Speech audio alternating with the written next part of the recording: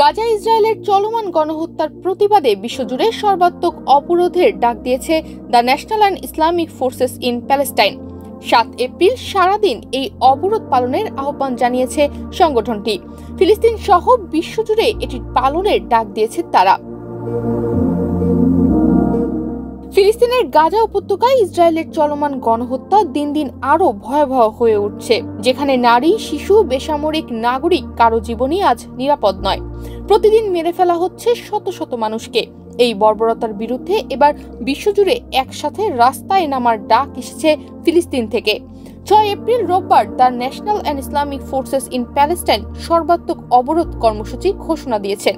তারা এক বিবৃতিতে জানিয়েছে, ইসরায়েলি বাহিনীর বিরুদ্ধে বিশ্বজুড়ে সোচ্চার ও ঐক্যবদ্ধ হতে এ অবরোধের ডাক দেওয়া হয়েছে। সেই সঙ্গে ইসরায়েলের ভয়ঙ্কর নৃশংসতা সম্পর্কে সচেতনতা বাড়াতে এবং প্রতিরোধ জোরালো করতে এটি পালনের আহ্বান করা হয়েছে। বিবৃতিতে আরও বলা হয়েছে, গাজায় বেসামরিক নাগরিক, নারী ও শিশুদের হত্যা করছে ইসরায়েল।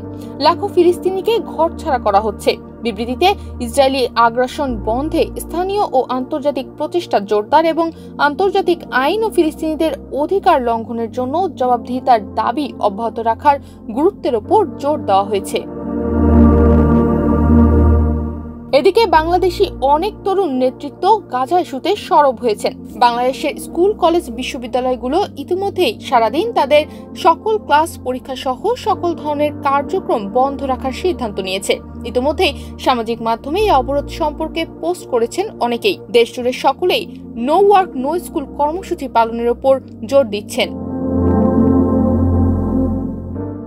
তনিমা রহমান, বাংলাদেশ প্রতিদিন।